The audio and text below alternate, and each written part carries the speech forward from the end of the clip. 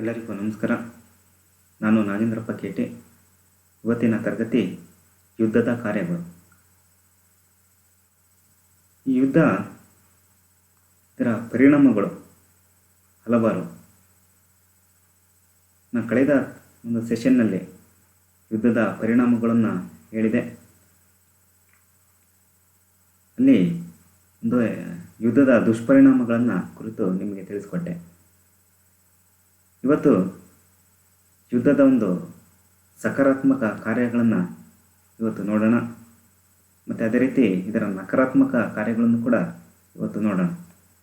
ಹಾಗಾಗಿ ಯುದ್ಧದ ಕಾರ್ಯಗಳು, ಈ ಯುದ್ಧದ ಕಾರ್ಯಗಳನ್ನು ಇಲ್ಲಿ ಕೆಲವು ಅಂತಾರಾಷ್ಟ್ರೀಯ ಶಾಸ್ತ್ರಜ್ಞರು ಪಟ್ಟಿ ಮಾಡಿದ್ದಾರೆ. ಮೊದಲನೇದಾಗಿ ಯುದ್ಧದ ಸಕಾರಾತ್ಮಕ ಕಾರ್ಯಗಳಲ್ಲಿ ಮೊದಲನೇದಾಗಿ ಯುದ್ಧವು ಹೊಸ ರಾಷ್ಟ್ರಗಳನ್ನು ನಿರ್ಮಿಸುತ್ತದೆ ಅನ್ನುವಂಥದ್ದು. ಹಾಗಾಗಿ ಯುದ್ಧ ಇದು ಹೊಸ ರಾಷ್ಟ್ರಗಳನ್ನು ನಿರ್ಮಿಸುವಂಥ ಒಂದು ಕೆಲಸವನ್ನು ಮಾಡುತ್ತೆ. ನಾವು ಇತಿಹಾಸದಲ್ಲಿ ನೋಡಬೇಕಾದ್ರೆ ಅಮೇರಿಕಾ, ಚೀನಾ, ಬ್ರಿಟನ್, ರಷ್ಯಾ ಮತ್ತು ಬಾಲ್ಕನ್ ರಾಷ್ಟ್ರಗಳು ಇವು ಯುದ್ಧದ ಒಂದು ಪರಿಣಾಮವಾಗಿಯೇ ಉಗಮಗೊಂಡ ರಾಷ್ಟ್ರಗಳು ಅಂತ ನಾವು ಹೇಳ್ಬೋದು. ಏಕೆಂದರೆ ಬ್ರಿಟಿಷರು ಅಮೇರಿಕವನ್ನು ವಸಾಹತು ಪ್ರದೇಶವಾಗಿ ಅದು ಆಳ್ವಿಕೆ ಮಾಡ್ತಿದ್ದಂಥ ಸಂದರ್ಭದಲ್ಲಿ ಅವರು ತಮ್ಮ ಸ್ವಾತಂತ್ರ್ಯಕ್ಕೋಸ್ಕರ ಅವರು ಯುದ್ಧವನ್ನೇ ಮಾಡಬೇಕಾಯಿತು. ಅದರ ಪರಿಣಾಮವಾಗಿ ಅಮೇರಿಕ ಸ್ವಾತಂತ್ರ್ಯವಾಯಿತು.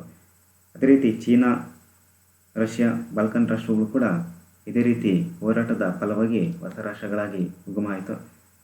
ಭಾರತವು ಕೂಡ ಬ್ರಿಟಿಷರ ವಿರುದ್ಧ ಸ್ವತಂತ್ರ ಚಳವಳಿಯನ್ನು ನಡೆಸಿದ್ದನ್ನು ನಾವು ನೋಡ್ಬೋದು. ಕೆಲವರು ಅಹಿಂಸಾ ಮಾರ್ಗವನ್ನು ಅನುಸರಿಸಿದರೆ, ಕೆಲವರು ಹಿಂಸಾ ಮಾರ್ಗವನ್ನು ಅನುಸರಿಸಿ ಸ್ವತಂತ್ರ ಹೋರಾಟವನ್ನು ಮಾಡಿದ್ದನ್ನು ನೋಡ್ಬೋದು. ಈ ರೀತಿ ಭಾರತ ತನ್ನ ಹೋರಾಟದ ಫಲವಾಗಿ ಸ್ವತಂತ್ರ ರಾಷ್ಟ್ರವಾಗಿ ಅಸ್ತಿತ್ವಕ್ಕೆ ಬಂತು ಅಂತ ಹೇಳ್ಬೋದು. ಈ ರೀತಿ ಯುದ್ಧ ಹೊಸ ರಾಷ್ಟ್ರಗಳನ್ನು ನಿರ್ಮಿಸುತ್ತದೆ ಅಂತ ಹೇಳಲಾಗಿದೆ. ಅದೇ ರೀತಿ ಯುದ್ಧವು ಸಾರ್ವಭೌಮತ್ವವನ್ನು ರಕ್ಷಿಸುತ್ತದೆ. ಯುದ್ಧದ ಒಂದು ಸಕಾರಾತ್ಮಕ ಕಾರ್ಯಗಳಲ್ಲಿ ಎರಡನೇ ಒಂದು ಸಕಾರಾತ್ಮಕ ಕಾರ್ಯ, ಯುದ್ಧವು ಸಾರ್ವಭೌಮತ್ವವನ್ನು ರಕ್ಷಿಸುತ್ತದೆ ಅನ್ನುವಂಥದ್ದು. ಹಾಗಾಗಿ ಇಲ್ಲಿ ಯುದ್ಧ ರಾಷ್ಟ್ರಗಳ ಒಂದು ಸಾರ್ವಭೌಮತ್ವವನ್ನು ರಕ್ಷಣೆ ಮಾಡಿಕೊಳ್ಳಲು ಸಹಾಯ ಮಾಡುತ್ತೆ. ಏಕೆಂದರೆ ಅದೊಂದು ಸಾಧನ. ಯುದ್ಧ ಅನ್ನುವಂಥದ್ದು ಒಂದು ಸಾಧನವಾಗಿ ತನ್ನ ರಾಷ್ಟ್ರದ ಒಂದು ಸಾರ್ವಭೌಮತ್ವವನ್ನು ರಕ್ಷಿಸಿಕೊಳ್ಳಲು ಅದು ಸಹಾಯ ಮಾಡುತ್ತೆ.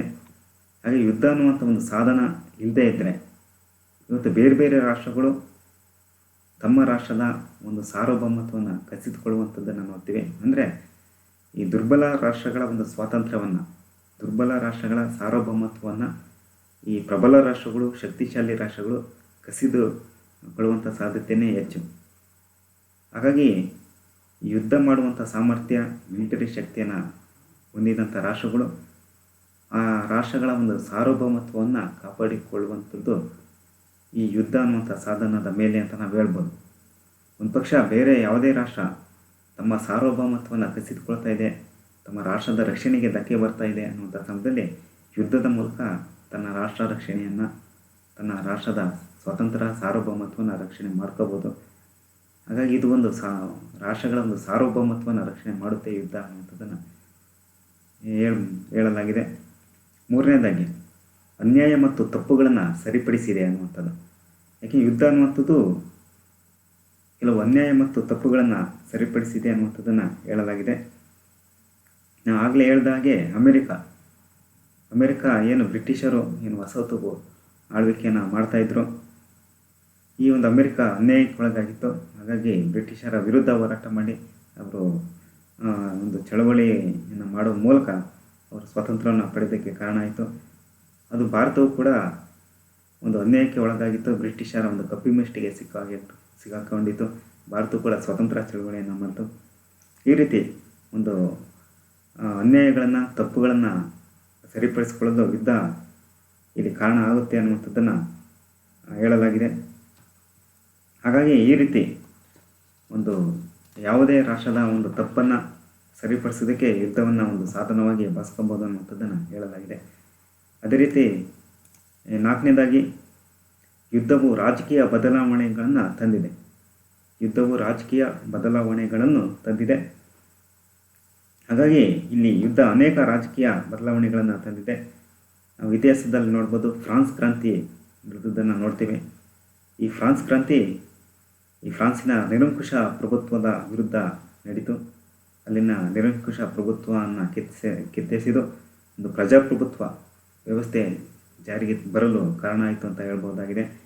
ಅದೇ ರೀತಿ ಅಮೆರಿಕ ಕ್ರಾಂತಿ ಮತ್ತು ರಷ್ಯಾದ ಕ್ರಾಂತಿಗಳು ಇವು ಆ ರಾಷ್ಟ್ರಗಳ ಒಂದು ರಾಜಕೀಯ ಬದಲಾವಣೆಗಳಿಗೆ ಕಾರಣ ಆಯಿತು ಅಂತ ನಾವು ಹೇಳ್ಬೋದು.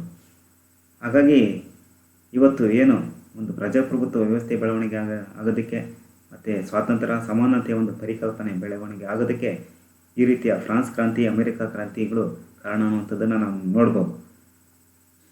ಅದೇ ರೀತಿ ಐದನೇದಾಗಿ ನೈತಿಕ ಮತ್ತು ಆಧ್ಯಾತ್ಮಿಕ ಗುಣಗಳನ್ನು ಉತ್ತಮಪಡಿಸಲು. ಈ ಯುದ್ಧಗಳು ನೈತಿಕ ಮತ್ತು ಆಧ್ಯಾತ್ಮಿಕ ಗುಣಗಳನ್ನು ಉತ್ತಮಪಡಿಸುತ್ತೆ ಅನ್ನುವಂಥದ್ದು ಇಲ್ಲಿ ಕೆಲವರ ವಾದ. ಇನ್ನು ಕೆಲವರು ಇದು ಕ್ರೌರತೆಗಳನ್ನು ಬೆಳೆಸುತ್ತೆ. ಈ ಯುದ್ಧ ಹಿಂಸೆ ಕ್ರೌರ್ಯಗಳನ್ನು ಹೆಚ್ಚು ಮಾಡುತ್ತೆ, ಹೃದಯವನ್ನು ಕಲ್ಲು ಮಾಡುತ್ತೆ ಅಂತ ಕೆಲವರು ವಾದ ಮಾಡಿದರೆ, ಕೆಲವರು ಇದು ನೈತಿಕತೆ ಆಧ್ಯಾತ್ಮಿಕ ಗುಣಗಳನ್ನು ಬೆಳೆಸುತ್ತೆ ಅನ್ನುವಂಥದ್ದನ್ನು ಕೆಲವರು ಹೇಳಿದ್ದಾರೆ. ಅಂದರೆ ಇವರ ಪ್ರಕಾರ ಆಧ್ಯಾತ್ಮಿಕ ಗುಣಗಳನ್ನು ಹೇಗೆ ಬೆಳೆಸುತ್ತೆ ಅಂತಂದರೆ, ಇಲ್ಲಿ ದೇಶಭಕ್ತಿಯನ್ನು ಹೆಚ್ಚು ಮಾಡುತ್ತೆ, ತನ್ನ ರಾಷ್ಟ್ರಕ್ಕೋಸ್ಕರ ಪ್ರಾಣವನ್ನೇ ಕೊಡುವಂಥ ಒಂದು ತ್ಯಾಗ ಆದ ಒಂದು ಮನಸ್ಥಿತಿಯನ್ನು ಹೆಚ್ಚು ಮಾಡುತ್ತೆ. ಮತ್ತು ಇಲ್ಲಿ ಒಂದು ನಿಸ್ವಾರ್ಥವಾಗಿ ಒಂದು ರಾಷ್ಟ್ರ ಸೇವೆ ಮಾಡುವಂಥ ಮನೋಭಾವವನ್ನು ಹೆಚ್ಚು ಮಾಡುತ್ತೆ. ಹಾಗಾಗಿ ನಿಸ್ವಾರ್ಥ ತ್ಯಾಗ, ಸಮಾಜ ಸೇವೆ, ದೇಶ ಪ್ರೇಮ ಇವುಗಳನ್ನು ಹೆಚ್ಚು ಮಾಡುತ್ತೆ. ಹಾಗಾಗಿ ಇದು ನೈತಿಕ ಮತ್ತು ಆಧ್ಯಾತ್ಮಿಕ ಗುಣಗಳನ್ನು ಉತ್ತಮಪಡಿಸುತ್ತೆ ಅನ್ನುವಂಥದ್ದನ್ನು ಹೇಳಲಾಗಿದೆ. ಹಾಗಾಗಿ ಇಲ್ಲಿ ಅಮೇರಿಕದ ಒಂದು ಕ್ರಾಂತಿಯ ಸಂದರ್ಭದಲ್ಲಿ ಅಮೇರಿಕನ್ನರು ಒಂದು ಮಾತನ್ನು ಹೇಳ್ತಾ ಇದ್ರು, ಗೌರವಾತ್ಮಕ ಯುದ್ಧವು ಗೌರವರಹಿತ ಶಾಂತಿಗಿಂತ ಮೇಲು. ಈ ಯುದ್ಧ ಮುಗಿದ ನಂತರ ನಾವು ಅದರಿಂದ ಇರುವುದಕ್ಕಿಂತ ಒಳ್ಳೆಯ ಮತ್ತು ಬಲಯುತವಾದ ರಾಷ್ಟ್ರವಾಗಿ ಹೊರಹೊಮ್ಮುತ್ತೇವೆ ಅನ್ನುವಂಥ ಒಂದು ಮಾತನ್ನು ಅಮೆರಿಕ ಹೇಳ್ತಾ ಇತ್ತು. ಈ ರೀತಿ ಯುದ್ಧ ಒಂದು ನೈತಿಕ ಮೌಲ್ಯಗಳನ್ನು ಹೆಚ್ಚು ಮಾಡುತ್ತೆ ಅನ್ನೋದನ್ನು ಹೇಳಲಾಗಿದೆ. ಅದೇ ರೀತಿ ಇಲ್ಲಿ ಜರ್ಮನ್ನರ ಒಂದು ದೃಷ್ಟಿಯಲ್ಲಿ ಯುದ್ಧದ ಕಾರ್ಯಗಳನ್ನು ಹೇಳೋದಾದರೆ, ಅಂದರೆ ಅವರ ಒಂದು ಜರ್ಮನ್ನರ ಒಂದು ದೃಷ್ಟಿಯಲ್ಲಿ ಯುದ್ಧ ಯಾವ ದೃಷ್ಟಿಕೋನದಲ್ಲಿ ನೋಡ್ತಾ ಇದ್ರು ಅಂತಂದರೆ, ಅದು ಎಸ್ಪೆಷಲಿ ಅಲ್ಲಿ ಎರಡನೇ ಒಂದು ಮಹಾಯುದ್ಧದ ಸಂದರ್ಭದಲ್ಲಿ ಅಲ್ಲಿನ ಜರ್ಮನಿಯ ಒಂದು ನಾಜಿಗಳಿಗೆ ಯುದ್ಧ ಒಂದು ಸ್ವಾಭಾವಿಕ ಅನ್ನುವಂಥ ಒಂದು ದೃಷ್ಟಿಕೋನ ಇತ್ತು. ಅದು ತುಂಬ ಸ್ವಾಭಾವಿಕ ಯುದ್ಧ ಅನ್ನುವಂಥದ್ದು. ಹಾಗಾಗಿ ಇಲ್ಲಿ ಹೀಗಲ್ ಅನ್ನುವಂಥ ಲೇಖಕ, ಈ ರಾಜ್ಯಶಾಸ್ತ್ರಜ್ಞ ಇಲ್ಲಿ ಒಂದು ಮಾತನ್ನು ಹೇಳಿದ್ದಾರೆ. ಈ ಸಮುದ್ರಕ್ಕೆ ಗಾಳಿಯು ಹೇಗೆ ಸ್ವಾಭಾವಿಕವೋ ರಾಷ್ಟ್ರದ ಜನಜೀವನಕ್ಕೆ ಯುದ್ಧವು ಅಷ್ಟೇ ಸ್ವಾಭಾವಿಕ ಅನ್ನುವಂಥದ್ದನ್ನು ಹೀಗಲ್ ಅವರು ಹೇಳಿದ್ದಾರೆ. ಈ ರೀತಿ ಅಂದರೆ ಜರ್ಮನ್ಯರ ಒಂದು ಮನಸ್ಥಿತಿ ಈ ರೀತಿ ಇತ್ತು. ಯುದ್ಧ ಅಂದರೆ ಅದು ತುಂಬ ಸ್ವಾಭಾವಿಕ. ಹಾಗಾಗಿ ಅಲ್ಲಿನ ಜನರು ಯುದ್ಧಗಳಲ್ಲಿ ಪಾಲ್ಗೊಳ್ಳುವಂಥದ್ದು ಕೂಡ ತುಂಬ ಸ್ವಾಭಾವಿಕ ಅನ್ನುವಂಥ ಅದನ್ನು ಅವ್ರು ಹೇಳ್ತಾ ಇದ್ರು. ಮತ್ತು ಅದು ಒಂದು ಜಡತ್ವವನ್ನು ಕಳೆಯುತ್ತೆ ಅನ್ನುವಂಥ ಒಂದು ಭಾವನೆ ಕೂಡ ಜರ್ಮನರಲ್ಲಿ ಇತ್ತು. ಅದೇ ರೀತಿ ಕಮ್ಯುನಿಸ್ಟರ ಒಂದು ದೃಷ್ಟಿಯಲ್ಲಿ ಯುದ್ಧದ ಒಂದು ಪರಿಕಲ್ಪನೆ ಹೇಗಿತ್ತು ಅಂತಂದರೆ, ಇಲ್ಲಿ ಕಮ್ಯುನಿಸ್ಟರು ಈ ಬಂಡವಾಳಶಾಹಿ ಪದ್ಧತಿ ತೊಡೆದು ಹಾಕಲು ಯುದ್ಧ ಅನಿವಾರ್ಯ ಅನ್ನುವಂಥ ಒಂದು ಪರಿಕಲ್ಪನೆ ಅವರಲ್ಲಿ ಇತ್ತು. ಕಮ್ಯುನಿಸ್ಟರ ಒಂದು ಪರಿಕಲ್ಪನೆಯಲ್ಲಿ ಅಂದರೆ ಇಲ್ಲಿ ಬಂಡವಾಳಶಾಹಿ ವ್ಯವಸ್ಥೆಯನ್ನು ನಿರ್ಮೂಲನೆ ಮಾಡಲು ಯುದ್ಧ ಅನಿವಾರ್ಯ, ಕ್ರಾಂತಿ ಅನಿವಾರ್ಯ ಅನ್ನುವಂಥದ್ದನ್ನು ಅವರು ಹೇಳ್ತಾ ಇದ್ರು. ಹಾಗೆ ಸ್ಟಾಲಿನ್ ಕೂಡ ಅದೇ ರೀತಿ ಹೇಳ್ತಾರೆ, ಬಂಡವಾಳಶಾಹಿ ಪದ್ಧತಿಯನ್ನು ಕಿತ್ತೊಗೆಯಲು ಒಂದು ದೊಡ್ಡ ಕ್ರಾಂತಿಯೇ ಬೇಕು. ಈ ಕ್ರಾಂತಿಯನ್ನು ಬಹು ಕಾಲ ಎಳೆಯುವ ಯುದ್ಧದ ಸ್ವರೂಪವನ್ನು ತೆಗೆದುಕೊಳ್ಳುತ್ತದೆ ಎನ್ನುವಂಥ ಒಂದು ಮಾತನ್ನು ಅವರು ಹೇಳ್ತಾರೆ. ಅದೇ ರೀತಿ ಮಾವುಸೆ ತುಂಗರವರು ಕೂಡ ಯುದ್ಧ ಅನಿವಾರ್ಯ ಎಂದು ಹೇಳಿದ್ದಾರೆ. ಸದ್ಯಕ್ಕೆ ನಮ್ಮ ಮುಂದಿರುವ ಮುಖ್ಯ ಕೆಲಸ ಮತ್ತು ಅತ್ಯಂತ ದೊಡ್ಡದಾದ ಕ್ರಾಂತಿ ಎಂದರೆ ಬಲವನ್ನು ಪ್ರಯೋಗ ಮಾಡಿ ರಾಜಕೀಯ ಅಧಿಕಾರವನ್ನು ಕಿತ್ತಿಕೊಳ್ಳುವುದು, ಸಮಸ್ಯೆಗಳನ್ನು ಯುದ್ಧದಿಂದ ಪರಿಹರಿಸುವುದು. ರಾಜಕೀಯ ಅಧಿಕಾರವು ಬಂದೂಕಿನಿಂದ ದೂರ ಹೊಮ್ಮುತ್ತದೆ, ಅಂದರೆ ರಾಜಕೀಯ ಅಧಿಕಾರವು ಬಂದೂಕಿನಿಂದ ಹೊರಹೊಮ್ಮುತ್ತದೆ ಅನ್ನುವಂಥ ಒಂದು ಮಾತನ್ನು ಇಲ್ಲಿ ಮಾವೋತ್ಸೆ ತುಂಗ್ ಅವರು ಹೇಳಿದ್ದಾರೆ. ಹಾಗೆ ಈ ರೀತಿ ಒಂದು ಕಮ್ಯುನಿಸ್ಟರ ದೃಷ್ಟಿಯಲ್ಲಿ ಯುದ್ಧ ಅನ್ನುವಂಥದ್ದು ಅಲ್ಲಿನ ಶೋಷಣೆಯನ್ನು ತಪ್ಪಿಸ್ಕೋಬೋದು, ಬಂಡವಾಳಶಾಹಿ ವ್ಯವಸ್ಥೆಯನ್ನು ನಿರ್ಮೂಲನೆ ಆಗುತ್ತೆ ಅನ್ನುವ ಒಂದು ಪರಿಕಲ್ಪನೆ ಅವರಿಗಿತ್ತು. ಮತ್ತು ಯುದ್ಧದ ಇತರೆ ಕಾರ್ಯಗಳನ್ನು ನಾವು ನೋಡೋದಾದರೆ ಯುದ್ಧ ಅನ್ನುವಂಥದ್ದು ಇತರೆ ಕೆಲಸಗಳನ್ನು ಕೂಡ ಮಾಡುತ್ತೆ. ಏಕೆಂದರೆ ರಾಷ್ಟ್ರದ ಜನರಲ್ಲಿ ಒಂದು ಏಕತೆಯನ್ನು ಮೂಡಿಸುತ್ತೆ. ಹಾಗೆ ಯುದ್ಧದ ಒಂದು ಪ್ರಸಂಗ ಬಂದಂಥ ಸಂದರ್ಭದಲ್ಲಿ ಶತ್ರು ರಾಷ್ಟ್ರ ಈಗ ನಮ್ಮ ಮೇಲೆ ದಾಳಿ ಮಾಡ್ತಾ ಇದೆ ಅನ್ನುವಂಥ ಸಂದರ್ಭದಲ್ಲಿ ಆ ರಾಷ್ಟ್ರದಲ್ಲಿ ಸಹಜವಾಗಿ ಒಂದು ರಾಷ್ಟ್ರದ ಏಕತೆಯ ಭಾವನೆ ಉಂಟಾಗುತ್ತೆ. ಹಾಗಾಗಿ ರಾಷ್ಟ್ರೀಯ ಏಕತೆಯನ್ನು ಇದು ಮೂಡಿಸುತ್ತೆ ಯುದ್ಧ ಅನ್ನುವಂಥದ್ದು. ಹಾಗೆ ರಾಷ್ಟ್ರದ ಜನತೆಯಲ್ಲಿ ನಾವೆಲ್ಲರೂ ಒಂದೇ ಅನ್ನುವಂಥ ಭಾವನೆ, ಒಗ್ಗಟ್ಟಿನ ಭಾವನೆಯನ್ನು ಮೂಡಿಸುತ್ತೆ, ಐಕ್ಯಮತವನ್ನು ಉಂಟು ಮಾಡುತ್ತೆ ಅನ್ನುವಂಥದ್ದು. ಹಾಗಾಗಿ ಕೃಷಿ ಮತ್ತು ಈ ಕೈಗಾರಿಕೆ ಕ್ಷೇತ್ರಗಳು ಕೂಡ ಈ ಪ್ರಗತಿಯನ್ನು ಸಾಧಿಸಲಾಗುತ್ತೆ. ಯುದ್ಧ ಶತ್ರು ರಾಷ್ಟ್ರಕ್ಕಿಂತ ನಾವು ನಮ್ಮ ತಂತ್ರಜ್ಞಾನವನ್ನು ಉತ್ತಮಪಡಿಸ್ಕೋಬೇಕು, ನಾವು ಅಭಿವೃದ್ಧಿ ಆಗಬೇಕು ಅನ್ನುವಂಥ ಕಾರಣಕ್ಕೋಸ್ಕರ ಇಲ್ಲಿ ಕೃಷಿ ಮತ್ತು ಕೈಗಾರಿಕಾ ಕ್ಷೇತ್ರಗಳಲ್ಲಿ ಹೆಚ್ಚು ಅಭಿವೃದ್ಧಿಯನ್ನು ಸಾಧಿಸಲಾಗುತ್ತೆ ಅನ್ನುವಂಥದ್ದನ್ನು ಹೇಳಿದ್ದಾರೆ. ಈ ರೀತಿಯಾದಂಥ ಒಂದು ಸಕಾರಾತ್ಮಕವಾದಂಥ ಒಂದು ಕಾರ್ಯಗಳು ಇಲ್ಲಿ 8 ಸಕಾರಾತ್ಮಕ ಕಾರ್ಯಗಳನ್ನು ತಿಳಿಸಿದ್ದಾರೆ. ಅದೇ ರೀತಿ ಇಲ್ಲಿ ಯುದ್ಧದ ಒಂದು ನಕಾರಾತ್ಮಕ ಕಾರ್ಯಗಳನ್ನು ಕೂಡ ಪಟ್ಟಿ ಮಾಡಲಾಗಿದೆ. ಯುದ್ಧದ ನಕಾರಾತ್ಮಕ ಕಾರ್ಯಗಳಲ್ಲಿ ಅಂದರೆ ನೆಗೆಟಿವ್ ಆದಂಥ ಒಂದು ಪರಿಣಾಮಗಳನ್ನು ಬೀಳುತ್ತೆ. ಹಾಗಾಗಿ ಆ ಒಂದು ಪರಿಣಾಮಗಳು ಯಾವುದು ಅನ್ನುವಂಥದ್ದನ್ನು ನಾವಿಲ್ಲಿ ನೋಡೋಣ. ಹಾಗೆ ಒಂದನೇದಾಗಿ ಒಂದು ಯುದ್ಧವು ಮತ್ತೊಂದು ಯುದ್ಧಕ್ಕೆ ಕಾರಣವಾಗುತ್ತದೆ ಎನ್ನುವಂಥದ್ದನ್ನು ಹೇಳಿದ್ದಾರೆ. ಅಂದರೆ ಒಂದು ಯುದ್ಧ ಮತ್ತೊಂದು ಯುದ್ಧಕ್ಕೆ ಕಾರಣವಾಗುತ್ತದೆ ಅನ್ನುವಂಥದ್ದು ಹೇಳ್ತಾರೆ. ಯಾಕಂದರೆ ಒಂದು ರಾಷ್ಟ್ರ ಇನ್ನೊಂದು ರಾಷ್ಟ್ರ ಮೇಲೆ ಯುದ್ಧ ಮಾಡಿದಂಥ ಸಮಯದಲ್ಲಿ ಆ ಎರಡು ರಾಷ್ಟ್ರಗಳ ನಡುವೆ ಯುದ್ಧ ಆದ ನಂತರ ಅದು ಯಾವುದೋ ಒಂದು ರಾಷ್ಟ್ರ ಸೋಲುತ್ತೆ. ಆ ಸೋತಂಥ ರಾಷ್ಟ್ರ ಒಂದು ಸೇಡಿನ ಮನೋಭಾವ ಇಟ್ಕೊಳ್ಳುತ್ತೆ. ಆ ಸೇಡಿನ ಒಂದು ಭಾವನೆಯನ್ನು ಇಟ್ಕೊಂಡು ಮತ್ತೆ ಅದು ಯುದ್ಧವನ್ನು ಮಾಡುತ್ತೆ. ಈ ರೀತಿ ಅದು ಹಾಗೆ ಕಂಟಿನ್ಯೂ ಆಗ್ತಾ ಹೋಗುತ್ತೆ. ದ್ವೇಷ ಮತ್ತು ಯುದ್ಧಗಳು ಮತ್ತೊಂದು ಯುದ್ಧಕ್ಕೆ ಕಾರಣ ಆಗುತ್ತೆ ಅನ್ನುವಂಥದ್ದು ಹೇಳ್ತಾರೆ. ಉದಾಹರಣೆ 1871ರಲ್ಲಿ ಫ್ರಾಂಕೋ ಪ್ರಷಿಯನ್ ಯುದ್ಧದಲ್ಲಿ ಪ್ರಷ್ಯಾ ದೇಶ ಫ್ರಾನ್ಸ್ ದೇಶದ ಮೇಲೆ ಯುದ್ಧ ಮಾಡಿ ಫ್ರಾನ್ಸ್ ದೇಶವನ್ನು ಸೋಲಿಸುತ್ತೆ. ಹಾಗಾಗಿ ಪ್ರಷ್ಯಾ ದೇಶ ಫ್ರಾನ್ಸ್ ದೇಶವನ್ನು ಸೋಲಿಸುತ್ತೆ.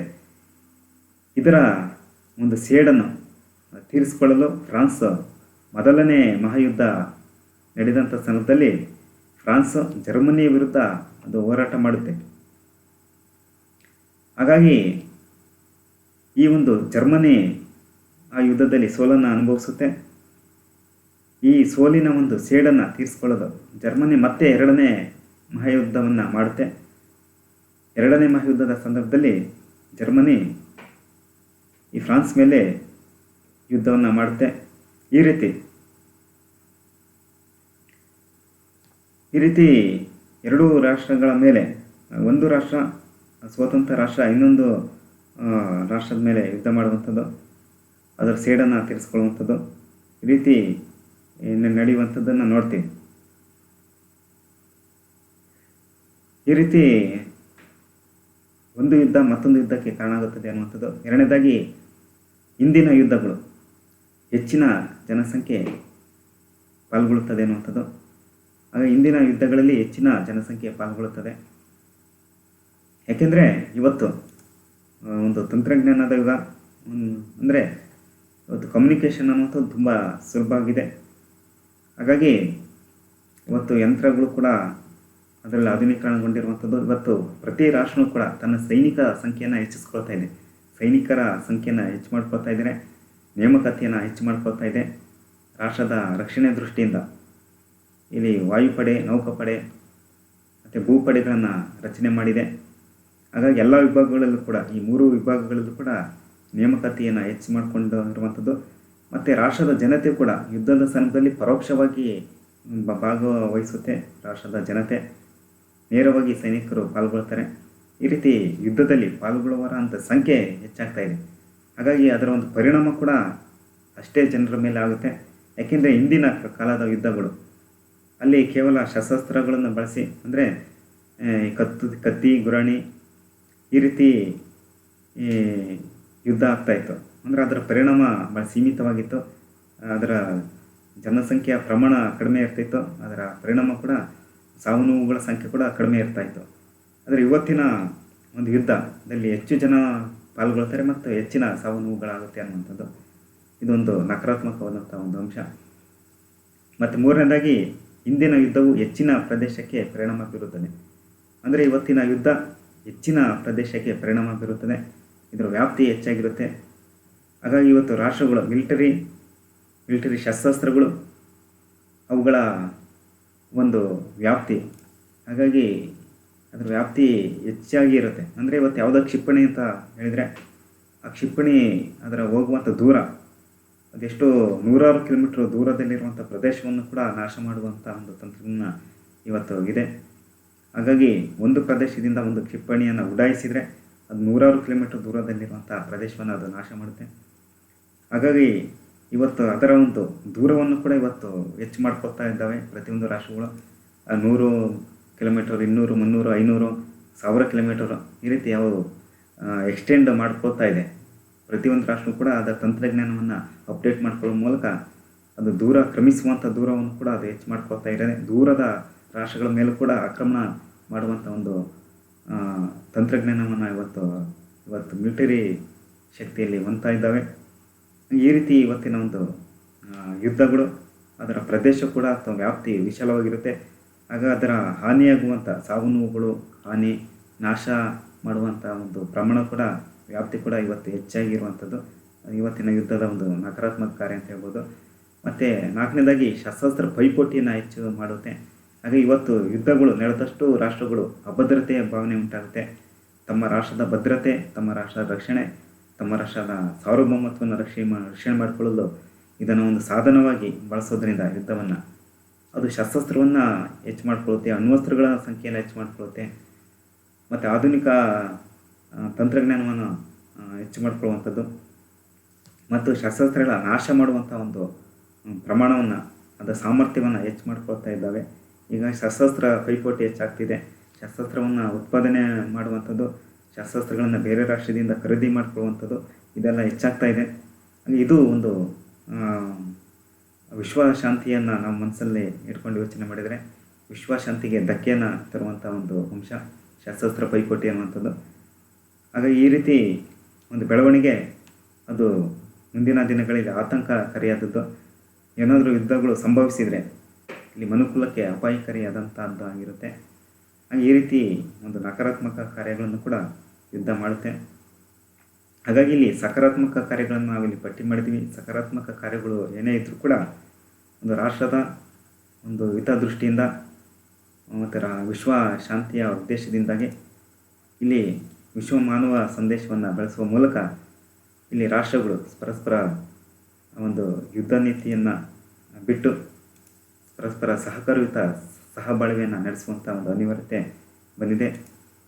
ಆಗ ಈ ರೀತಿ ಈ ರಾಷ್ಟ್ರಗಳು ಯಾವುದೇ ಒಂದು ವಿವಾದವನ್ನು ಶಾಂತಿಯುತವಾಗಿ ಪರಿಹಾರ ಮಾಡಿಕೊಳ್ಳುವ ಮೂಲಕ ವಿಶ್ವ ಶಾಂತಿಗೆ ಪ್ರಯತ್ನಿಸಬೇಕು ಅಂತ ಹೇಳ್ತಾ ಇವತ್ತಿನ ತರಗತಿಯನ್ನು ಮುಗಿಸ್ತಾ ಇದ್ದೀನಿ.